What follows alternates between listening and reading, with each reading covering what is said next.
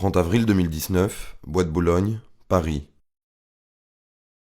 Dans cette voiture qui s'arrête au feu, 6 jeunes hommes âgés de 16 à 22 ans. Ce soir, ils sont de sortie entre amis et regagnent le centre de Paris.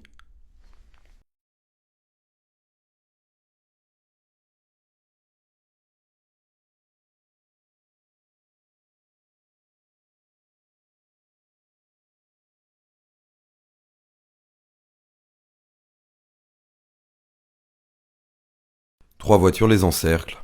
5 hommes en sortent, certains sont armés et forcent les portières de la voiture. Paniqué, le conducteur pense qu'il s'agit d'une tentative de vol.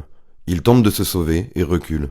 Mais il ne voit pas qu'une autre voiture le bloque également, à l'arrière. Ces hommes ne sont pas des braqueurs comme le pensent les 6 jeunes, mais des policiers de la brigade anticriminalité. Il les interpelle ainsi pour un vol de sac à main dont il les suspecte sans aucune preuve. Ces policiers interviennent en dehors de tout cadre réglementaire, sans gyrophare ni brassard. Ils ne sont pas identifiables. L'un des policiers sort son arme et, sans sommation pourtant obligatoire, tire à 2 reprises en direction des jeunes. L'une des balles passe à quelques centimètres du conducteur, sa vitre explose.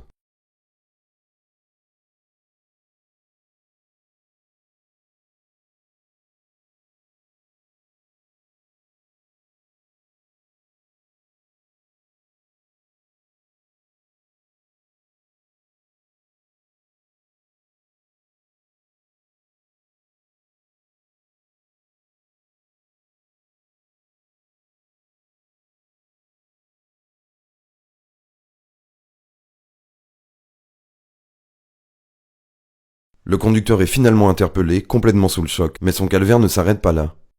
Un policier tente de le faire tomber une première fois, sans succès. Il assène alors un violent coup de pied dans la jambe de celui-ci.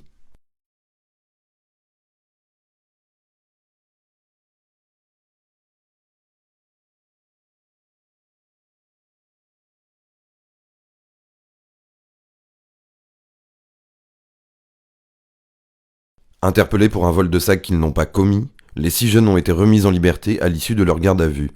En revanche, le conducteur, Paul, a été poursuivi pour des faits de violence avec arme par destination, c'est-à-dire pour avoir reculé et percuté le véhicule des policiers. Il a été relaxé le 4 novembre. L'enquête sur les tirs du policier vient de se terminer et devrait donner lieu à des poursuites pénales contre son auteur, qui n'a pas été suspendu à ce jour par la préfecture de police de Paris. Mediapart.